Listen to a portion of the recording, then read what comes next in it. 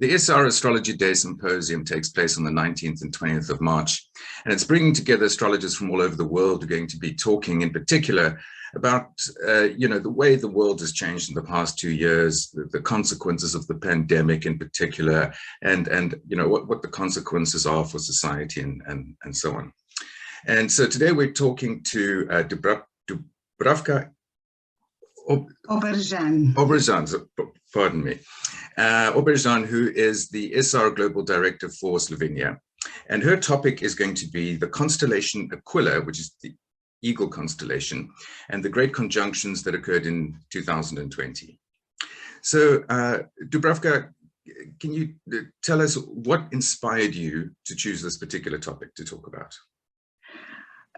It's not very often, at least I haven't seen that in history, that in such a short time we had so many great conjunctions, which are not event per se, but a start of a new period in history. So this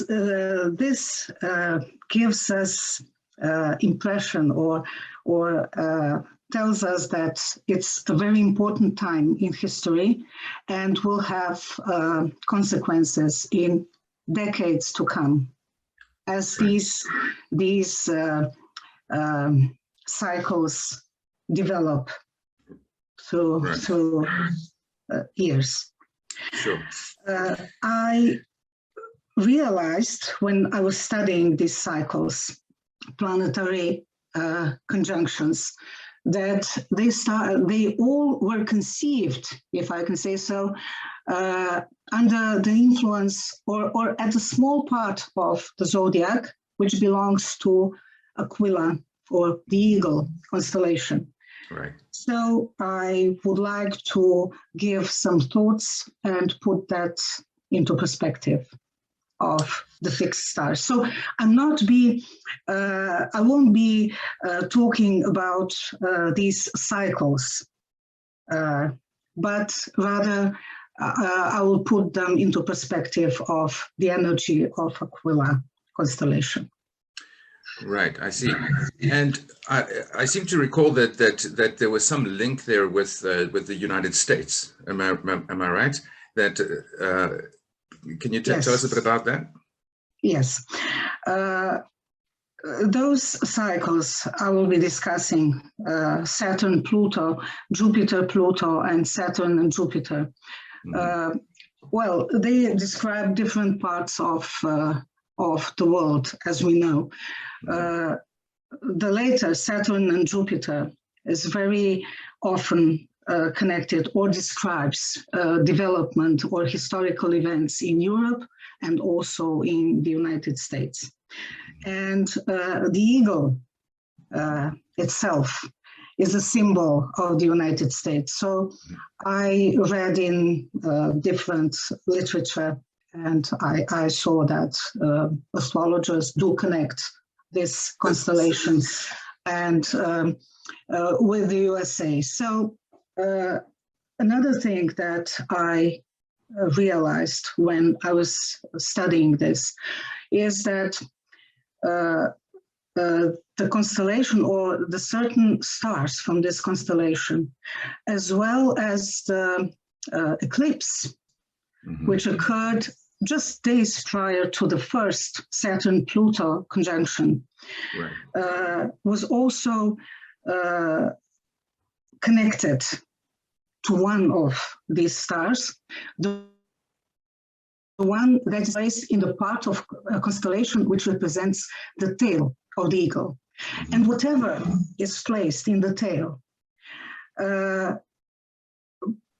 evokes some memories from the past, mm-hmm. and gives a light to issues, to problems which were not solved. Right. And we will have to face problems which were not resolved, and we will have to find some solution or at least addressed, acknowledge them, and go on with our lives. Right. Well, that's fascinating. And tell me, Dubravka, who do you have in mind in this talk? Who to whom would this topic be of special interest? Is it very specialized, or is it, you know, of interest to people in general? Through the lens of fixed stars, you can see chart from totally different perspective, and you can get an insight which you wouldn't get otherwise if you didn't know that part of mythology, which can be translated to a modern world, to a modern language, and understood in modern times.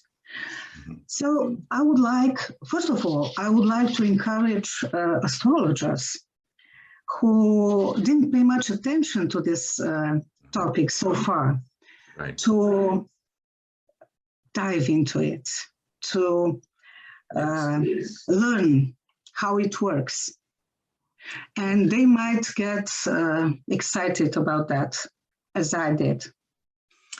Right, that is indeed, you're indeed quite right that you know, fixed stars, although we've all heard about them and maybe looked into them to some degree, it is a somewhat neglected aspect of astrology. So certainly it can help, I think, many people broaden their astrological horizons.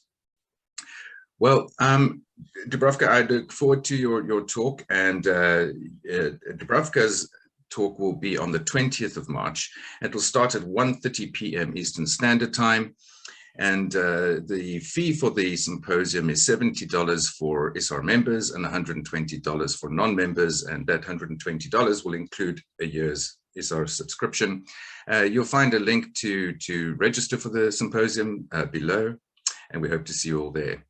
Thank you, Dubravka, for giving us some of your time and outlining for us what your talk's about. It sounds very exciting. I look forward to it.